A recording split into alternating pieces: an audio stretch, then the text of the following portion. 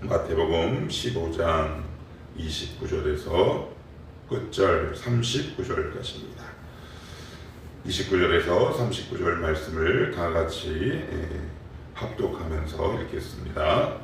예수께서 거기서 떠나사 갈릴리 호숫가에 이르러 산에 올라가 거기 앉으시니 큰 무리가 다리 저는 사람과 장애인과 맹인과 말 못하는 사람과 기타 여럿을 데리고 와서 예수의 발 앞에 앉힘에 고쳐주시니 말 못하는 사람이 말하고 장애인이 온전하게 되고 다리 저는 사람이 걸으며 맹인이 본 것을 무리가 보고 놀랍게 여겨 이스라엘의 하나님께 영광을 돌리니라.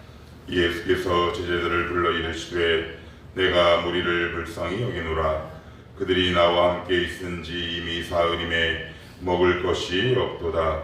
길에서 기진할까 하여 굶겨 보내지 못하겠노라.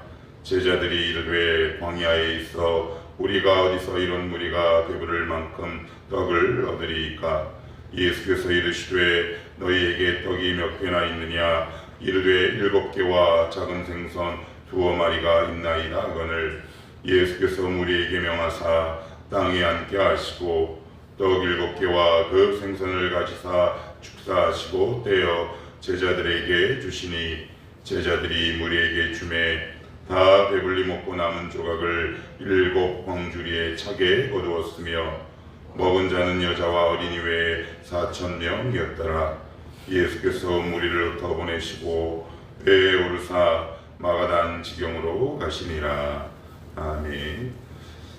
오늘 우리가 함께 읽은 29절에서부터 39절은 주님께서 들어와시던 즉 가나안 지방을 떠나서 다시 배를 타고 갈릴리 서편으로 가십니다. 그 지역이 바로 대가블리인데 지리적으로는 유대 지역이긴 한데 거기는 사실 지리적 위치만 유대 지역이지 그곳은 이방인들이 훨씬 많이 사는 곳이었습니다. 제가 이제 뒷부분에도 제가 이제 설명을 하겠지만 실질적으로 이방인 지역으로 다시 건너가셨다. 이제 이렇게 보시면 됩니다. 여기서 이제 우리가 조금 더 눈치를 챌 사항들이 있죠. 점점 주님의 전도 사역의 영역들이 확장되기 시작합니다. 자, 그러면 우리 본문 안으로 한번 들어가 볼게요. 예수께서 거기서 들어와시더니입니다. 가나안 지방에서 떠나사 갈릴리 호숫가에 이르러 산에 올라가 거기 앉으시니 여기 보시면 큰 무리가 다리 저는 사람과 장애인과 맹인과 말 못하는 사람과 기타 여럿을 데리고 와서 예수의 발 앞에 앉힘에 이런 구체적인 표현을 사용합니다. 2000년 당시에 요 발 앞에 앉히다라는 표현이 왜 중요하냐면 스승에 대한 최고 존경의 표시로 스승의 발치 앞에 앉는 것이 그 당시의 규범이고 문화였습니다. 이 말은 단순히 이 사람들이 주님을 자기를 고쳐주는 사람으로도 생각했지만 그런 분으로도 생각했지만 그분의 가르침에도 전적으로 따르겠다는 순종과 수용의 마음을 담고 있는 표현입니다. 그래서 무슨 말씀만 하시면 제가 주님 말씀에 귀 기울이고 순종하겠습니다. 단순히 치유의 목적뿐만 아니라 주님의 입에서 나오는 말씀에도 제가 기꺼이 따르겠습니다 라는 순종적인 의미로 스승의 발 앞에 앉는다. 이것을 알고 있었던 마태는 그 당시 사용했던 문화, 언어를 사용해 발 앞에 앉았다라는 표현을 사용하고 있죠. 우리도 역시 비슷합니다. 주님께 나온 건 주님이 우리에게 다양한 삶의 여건과 환경을 고치시고 해결하시지만 그것보다 더 중요한 게 있죠. 주님이 하신 말에 우리의 귀를 내어주지 않으면 우리는 응답받고 기적과 역사를 경험해도 주님을 얼마든지 떠날 수도 있다라는 사실을 지금 마태는 우리에게 알려주고 있습니다. 그래서 내가 정말 주님께 무엇을 원하고 요구하는지 잘 알 수 있어야 한다. 그래서 우리의 마음가짐은 우리도 연약하기 때문에 주님께 도움이 필요합니다. 그것이 물질적이든 아니면 사회적이든 그것 자체가 나쁜 것은 아닌데 단 그것만을 이유로 주님을 찾는다면 그런 모습을 본 우리 주님은 뭐라고 말씀하실까? 그런데 사람들은 발 앞에 앉혔다. 주님, 고치시는 것도 좋고요. 그러나 주님께서 하시는 말씀을 제가 전적으로 수용하고 순종하겠습니다 라는 자세를 유지하는 게 더 중요하다 라고 알려주기 위해 마태는 지금 발 앞에 앉혔다 라는 이런 단어와 동사를 사용하고 있죠. 자, 그러면 누구를 고치고 어떻게 고쳤는지 여기 보시면 이제 이렇게 이어집니다. 31절입니다. 말 못하는 사람이 말하고 장애인이 온전하게 되고 다리 저는 사람이 걸으며 맹인이 보는 것을 무리가 봤다. 그래요.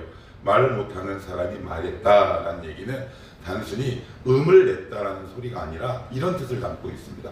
의미 있는 대화를 하다라는 얘기죠. 말이라고 해서 다 말이 아닙니다. 물리적으로도 고치시지만 주님은 우리의 혀를 고치십니다. 우리의 쓴 뿌리와 혀를 고치시죠. 어떤 사람은 입을 열 때마다 누구에게 독소를 발산하는 사람이 있는가 하면 어떤 사람은 누군가를 세우고 건축하는 말을 하기도 하죠. 그래서 우리는 우리의 혀를 고치는 거예요. 주님 앞에 나오면 우리의 혀가 치유받습니다. 이어서 이런 말씀이 계속 나옵니다. 말 못하는 사람이 말하고 장애인이 온전하게 되고 그래요. 그래서 장애인이란 말은 구부러지다라는 말이에요. 구부러지다. 온전하게 되다는 말은 펴지다라는 말이죠. 우리의 몸과 육체와 영혼이 구부러진 것에서 펴지게 됩니다. 한번 예를 들어볼게요. 제가 만약에 허리가 구부러졌어요. 저는 그러면 어디만 보냐면 땅밖에 볼 수 없습니다. 정면과 하늘은 올래야 볼 수가 없어요. 누울 때나 보죠. 그러니 이 사람은 늘 시야가 한 곳에 고정되어 있을 수밖에 없지요. 그런데 허리가 펴집니다. 구부러진 것이 펴지면 시야와 관점이 달라지죠. 보는 시야가 확장되고 믿음의 시선이 넓어집니다. 우리 주님은 치유하실 때 물리적, 생리적으로도 치유하시지만 영적으로도 치유하신다. 이어서 보면 걸으며 그래요. 걷지 못한 사람들의 특징이 있죠. 뭘까요? 수동적인 삶을 살아갈 수밖에 없는 거죠. 누군가의 도움을 받지 않으면 요 앞에서 저 앞도 한 치 앞도 본인 의지와 능력으로 갈 수 없어요. 무슨 말이냐? 걷게 되니까 자기가 걸어갈 수 있는 거죠. 어제도 잠깐 말씀드렸지만 내가 누군가에 붙잡혀서 수동적인 신앙생활로 내가 지금 연명하고 있다면 우리가 오늘 이 말씀을 붙들고 주님 앞에 이렇게 기도해야겠습니다. 하나님, 오늘 내 신앙이 걷게 되기를 원합니다. 자, 이어서 맹인이 본다라고 합니다. 맹인이 본다. 보는 것이다 보는 것 아니죠.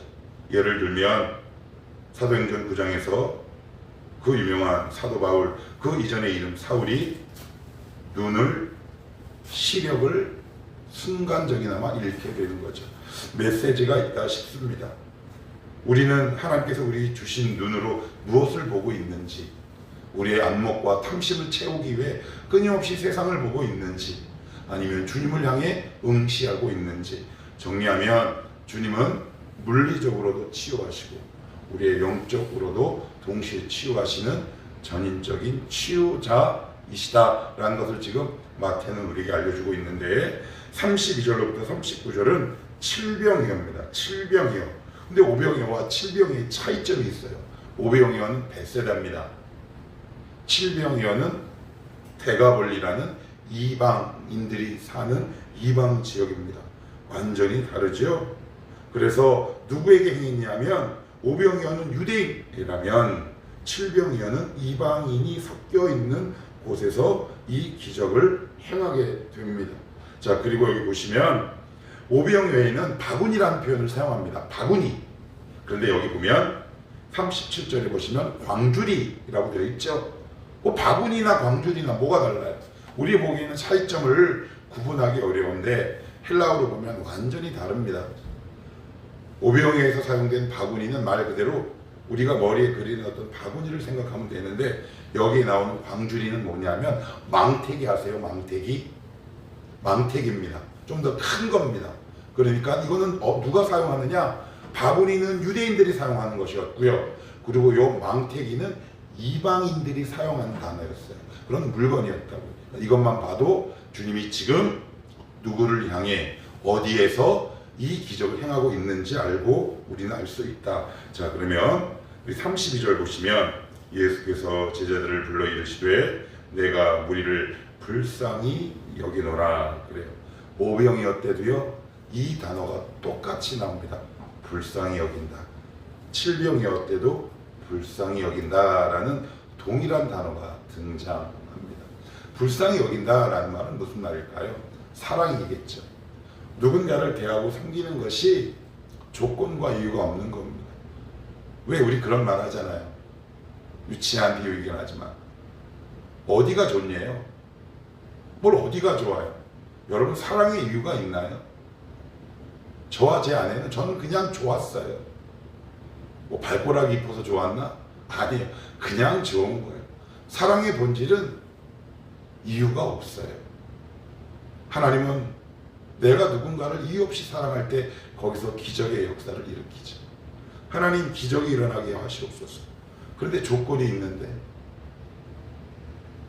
조건이 붙은 사랑에 어떻게 7병이어나 5병의 기적이 우리 가운데 있을 수 있겠습니까? 그리고 두 번째, 불쌍히 여기다라는 이 단어와 동사는 반드시 행함을 전제로 합니다. 그래서 불쌍히 여겼다라는 말이 나오면 그 다음에 먹이고 치유하고 고치는 이 사역과 행동이 동반되기 시작해요. 그러니까 무슨 말일까요? 불쌍히 여기다라는 말은 감정 이전의 의지죠. 내가 저 사람 너무 불쌍해. 그러면 가는 겁니다. 저 사람이 너무 가여워. 그러면 기도하고 가는 거죠. 그런데 우리는 어디서 머무느냐? 불쌍해. 그거는 동정이고 연민입니다. 여러분, 하나님이 우리를 이 세상을 동정하라고 얘기하지 않습니다. 사랑하라고 얘기하죠. 긍휼히 여기라고 보고 그들을 향해 품으라고 얘기하고 계십니다. 그래서 우리가 생각하는 동정과 연민이 아니라 이 긍휼이라는 단어는 반드시 감정도 감정이지만 행함과 실천적 삶을 내포하고 있다. 그래서 만약에 누군가가 불쌍한 생각이 들거든, 기도하다가 누군가가 생각나거든, 그런 성령의 세미한 음성을 무시하시지 말고 연락도 돌려보시고 때로는 간식을 찾아가 보시기도 하는 겁니다. 그것이 바로 주님이 우리에게 요구하시는 실천적이고 성령의 삶 아니겠습니까? 그래서 기독교인은 조건 없이 누군가를 수용하고 받아들이는 존재다. 그럴 때 그 지점에서 하나님의 역사가 일어난다. 마지막으로 여기 한번 볼게요. 38절에 보시면 먹은 자는 여자와 어린이 외에 4,000명이었더라. 오병이어는 몇 명이었냐면 몇 명이었을까요? 여자와 아이 외에 5,000명, 여기는 4,000명, 이제 이렇게 되어 있습니다. 근데 여기 보시면 아이란 말이 나오죠. 여자와 아이, 오병이어 때도 여자와 아이, 왜 기록했을까요? 그래서 어떤 사람들은, 현대 신학자들은 이렇게 얘기합니다. 아니 레이디 퍼스트인데 먼저 기록해야 하지 않느냐. 그렇게 말하는 사람들을 보면 조금 안타까운데 그 당시 문화적 관점에서 이해해야 합니다. 지금의 문화적 관점이 아니다.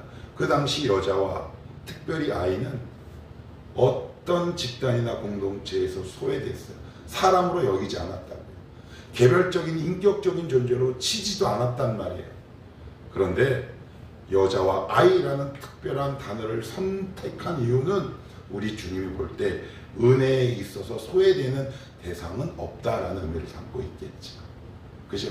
우리 교회 공동체에서 아이 같은 사람이 있습니다. 나의 속을 끓이는 아이같이 철부지 같은 아이들이 있습니다. 그렇다고 제가 그를 포기하겠습니까? 혹시 여러분들이 여러분의 속을 썩이는 아이와 같은 집안 식구나 아니면 교회 식구가 있습니까?